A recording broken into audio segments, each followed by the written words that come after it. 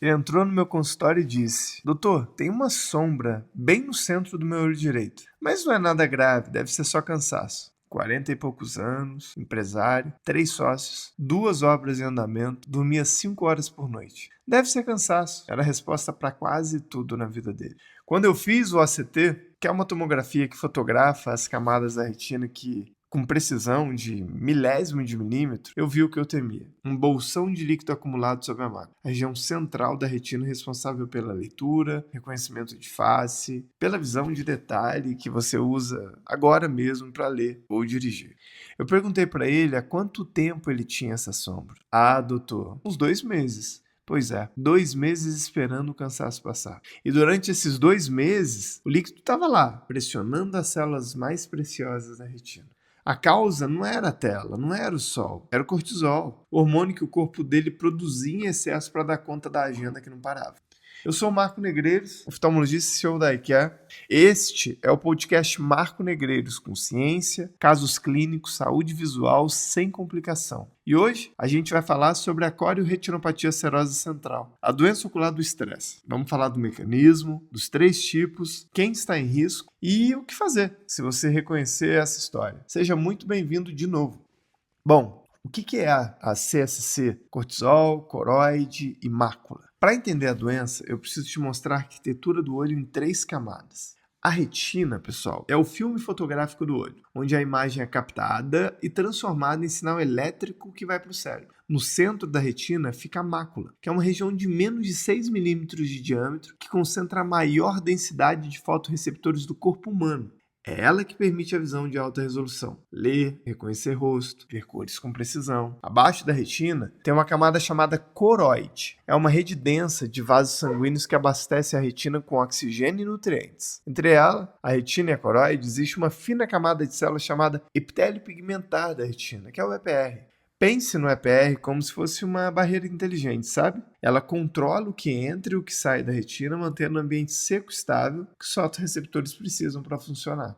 O cortisol, que é o hormônio do estresse, ele interfere diretamente nesse sistema. Ele aumenta a permeabilidade dos vasos, os vasos ficam mais vazados, mais reativos. O EPR, sobre a pressão desse excesso de líquido, começa a falhar em pequenos pontos. E por esses pontos, o fluido da coroide vaza para dentro da retina, acumulando sobre a mácula como se fosse uma bolha.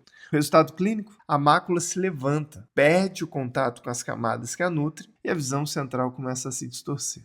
Bom, vamos falar dos 3 tipos, a crise, a silenciosa e a que volta. A coriorretinopatia serosa central não é uma doença uniforme, gente. Ela se apresenta de 3 formas distintas. E a forma que você tem define completamente o que precisa ser feito. Tipo 1 é a crise, é aguda. Essa é a mais comum, tá? O líquido aparece de forma súbita, a visão central piora, e na maioria dos casos, até 80%, o organismo resolve sozinho em até 3 meses. O prognóstico é bom quando o acompanhamento é feito. O risco é não saber que tem que esperar um tempo demais sem diagnóstico. Tipo 2, a silenciosa ou crônica, quando o líquido persiste além de 3 a 4 meses. A visão não melhora, tá? Às vezes, piora lentamente, sem dor, sem sintoma agudo óbvio. As células da mácula vão sendo danificadas de forma progressiva. Ela representa cerca de 5% dos casos, mas é responsável pela maioria dos casos de perda visual permanente por coriorretinopatia serosa central. Ela exige tratamento ativo, tá? E a tipo 3, é a que volta, é a recorrente. Episódios agudos que se repetem ao longo do tempo. O líquido vai, mas volta. E a cada episódio ele deixa um rastro de dano acumulado nas células da retina.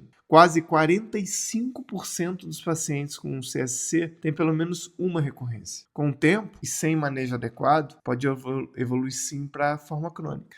Mas, doutor, o perfil da pessoa, quem que essa doença escolhe? Bom, ela tem um perfil epidemiológico tão específico que a literatura a descreve como uma doença do tipo A. Homens são 6 vezes mais afetados do que mulheres. A faixa etária mais afetada nesse caso é de 30 a 50 anos. O perfil comportamental é uma pessoa ambiciosa, perfeccionista, que acumula responsabilidade, dorme pouco, não reconhece facilmente os próprios limites do estresse. O tipo de pessoa que diz é muita coisa ao mesmo tempo, mas não para. A incidência, nesse caso, é estimada em 9,9 casos a cada 100 mil homens por ano e 1,7 por 100 mil mulheres. Não é uma doença rara. Ela é subdiagnosticada porque os sintomas são sutis no início e fáceis de atribuir ao cansaço. Mas por que os homens são mais afetados? Ainda não temos uma resposta definitiva. A hipótese que é mais aceita, ela envolve diferenças hormonais. A testosterona pode sim amplificar os efeitos do cortisol nos vasos da coroide, mas o estresse como gatilho principal vale para todos os perfis. E agora, os fatores de risco que ninguém espera. O estresse psicológico, sim, é o fator de risco mais conhecido, mas a lista vai além do que a maioria imagina. O corticoide, e aqui é onde as pessoas se surpreendem, não é só a injeção de corticoide, o spray nasal que você usa para rinite alérgica, o creme que você passa para a pele, para eczema ou psoríase. O colírio com corticoide foi prescrito sem indicação precisa. Todos são fatores de risco documentados para CSC. O corticoide exógeno, vindo de fora, ele imita o excesso de cortisol endógeno e dispara o mesmo mecanismo nos vasos da coroide. A apneia obstrutiva do sono, a interrupção repetida da respiração durante o sono eleva o cortisol noturno de forma crônica e é considerado fator de risco independente para CSC. Infecção por H. pylori, a bactéria causadora da úlcera gástrica, ela tem sim uma associação documentada com o CSC, possivelmente por mecanismos inflamatórios sistêmicos. O uso de medicamentos para disfunção erétil, por exemplo, como o sildenafil, o mecanismo de vasodilatação que afeta também os vasos da coroide. A gravidez, pelo aumento fisiológico do cortisol, é raro, mas sim é documentado. Os sintomas, eles são específicos o suficiente para que qualquer pessoa consiga identificá-los, se souber, obviamente, o que está procurando. O principal é uma sombra ou mancha no centro da visão de um olho, não nos dois. Geralmente começa com um olho só, não na periferia, bem no centro. A mancha pode ser uma área acinzentada, um círculo, ou simplesmente a sensação de que algo está na frente e você tenta ver. A micropsia, objetos que parecem menores do que deveriam ser. Esse sintoma ele é muito específico da CSC. Se um copo que você conhece parece menor do que sempre foi, se a tela do celular parece encolhida, é o líquido sobre a mácula, distorcendo a percepção de tamanho. Outro sintoma, metamorfopsia. As linhas retas parecem onduladas ou tortas. Sabe aquele ladrilho do banheiro? As linhas de um caderno, a grade de uma janela. Se parecem curva quando deveriam ser retas, é sinal de que a mácula está descolada do centro do plano correto. A redução da vivacidade das cores e do contraste. O mundo parece mais pálido em um olho do que no outro. Todos os sintomas, eles costumam aparecer em um olho apenas, o que facilita, né, a comparação. Então você fecha um olho, depois o outro, se a diferença for evidente, você não tem que esperar.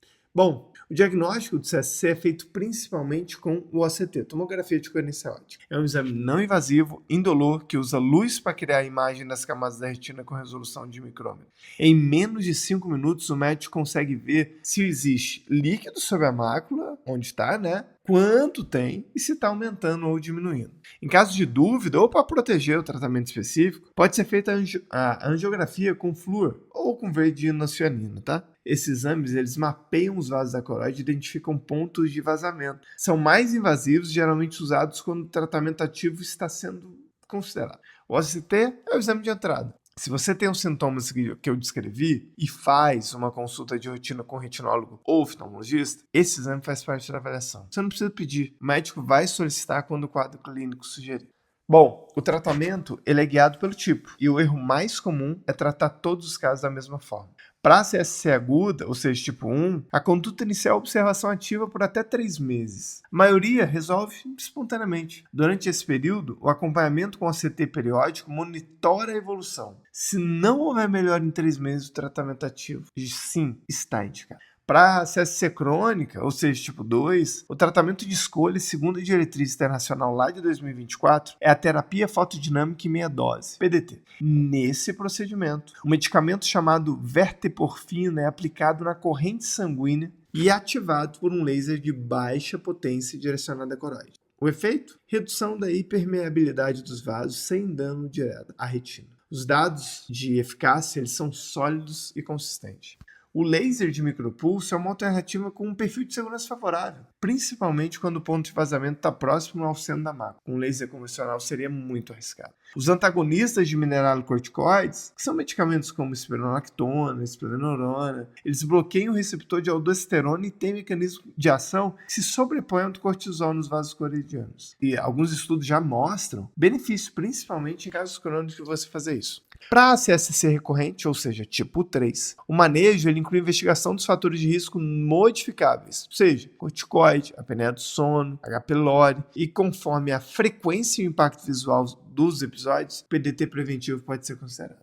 Eu quero dizer algo que raramente se ouve no episódio sobre doença ocular. O manejo do estresse não é conselho de autoajuda, ele é conduta clínica. E tem pacientes com CSC, a redução dos níveis de cortisol é parte do tratamento, gente. Principalmente na forma recorrente. Isso significa identificar e reduzir fontes de estresse crônico, regularizar o sono e, quando indicado, encaminhar para acompanhamento psicológico ou psiquiátrico. Agora, o uso de corticoide deve ser revisto pelo médico que os prescreveu. Não suspenda por conta própria, ok? A retirada abrupta tem risco, mas avaliado. Existe alternativa? O benefício justifica o risco maior ocular? A apneia do sono, quando presente, ela precisa ser tratada. O CPAP, que é o aparelho que mantém a via aérea aberta durante o sono, ele reduz os picos noturnos de cortisol e tem papel fundamental na redução de recorrência do CSC. Bom, se você reconheceu uma pessoa com CSC, se você ouviu esse episódio e pensou,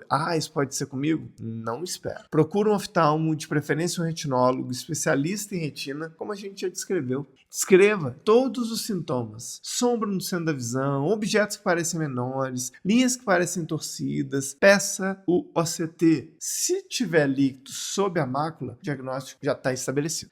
Se você usa corticoide de qualquer forma, spray, creme, comprimido, injeção, informe o médico. Essa informação é essencial para o diagnóstico e para a conduta. Se você ronca muito, tem sono fragmentado ou já foi diagnosticado com apneia, mencione. Pode ter relação sim direta. E se o resultado for normal? Ótimo, mas os sintomas que eu descrevi nunca devem ser ignorados. A CSC diagnosticada cedo, ela tem sim um prognóstico excelente. A CSC ignorada pode deixar um dano permanente no centro da visão. Bom, voltando para o nosso caso, sabe aquele empresário de 41 anos que eu mencionei na abertura? O que aconteceu com ele?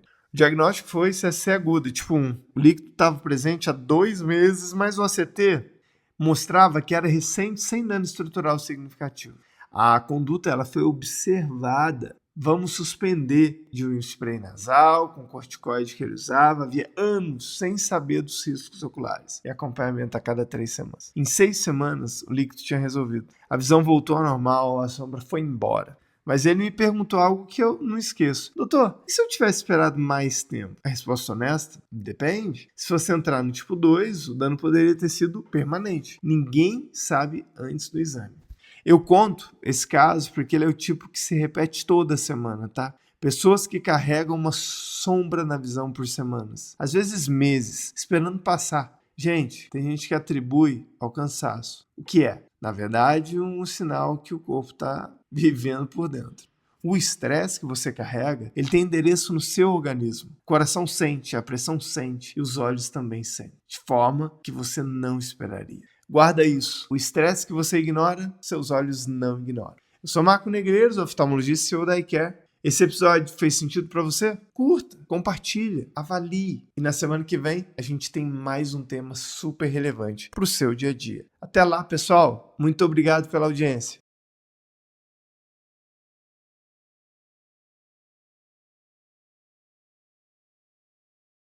E se você quer cuidar melhor da sua visão no dia a dia, eu recomendo 2 caminhos simples e acessíveis. O primeiro é baixar o Oculy, nosso aplicativo gratuito. Nele, você tem acesso a todos os seus laudos e exames oftalmológicos, sem risco de perder sua receita de óculos ou esquecer aquele colírio prescrito pelo seu médico oftalmologista. Consegue agendar e reagendar consultas. O Oculy também oferece descontos em mais de 3.000 óticas parceiras, para você economizar na compra do seu óculos, lente e armações. E quando for ao seu oftalmologista, diga: doutor, quero meus exames no Oculy. E se você precisa agendar uma consulta com o oftalmologista de forma rápida, com ou sem plano, acesse a Agenda Oftalmo. Lá você encontra profissionais qualificados, altamente especializados, com horários disponíveis e atendimento perto de você. E não é só para consulta, para cirurgia também. É tecnologia para facilitar o cuidado com seus olhos. Acesse agora agendaoftalmo.com.br ou procure pelo Oculy na sua loja de aplicativos. Se esse conteúdo te ajudou de alguma forma, curte e compartilha com quem também precisa ouvir sobre saúde visual. E se tiver dúvidas ou sugestões de tema, deixa nos comentários. Esse espaço é para a gente aprender junto e cuidar melhor da nossa visão.